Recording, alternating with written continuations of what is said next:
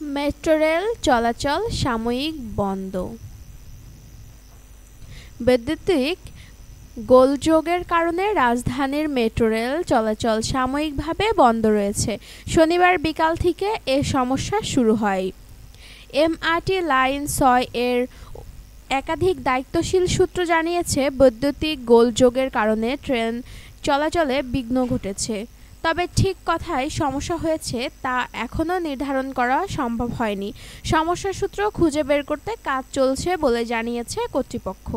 ঢাকার metro rail পরিচালনায় নিয়োজিত ঢাকা ম্যাস ট্রানজিট কোম্পানি লিমিটেডের ডিএমটিসিএল জনসংযোগের দায়িত্বে থাকা কর্মকর্তা জাহিদুল ইসলাম বলেন, ত্রুটি মেরামতের চেষ্টা চলছে, দ্রুতই ট্রেন চালুর আশাবাদ ব্যক্ত করেন তিনি। বিভিন্ন স্টেশন ঘুরে দেখা গেছে, নেটওয়ার্ক সমস্যার কারণে টিকিট কাউন্টারগুলো বন্ধ রয়েছে। স্টেশন কর্তৃপক্ষ জানিয়েছেন, বৈদ্যুতিক গোলযোগ ও নেটওয়ার্ক সমস্যার কারণে ট্রেন চলাচল আপাতত বন্ধ রাখা হয়েছে। এ সময় সব যাত্রীকে ট্রেন থেকে নামিয়ে দেওয়া হয়, ফলে যাত্রীর চরম ভোগান্তির মুখে পড়তে হয়।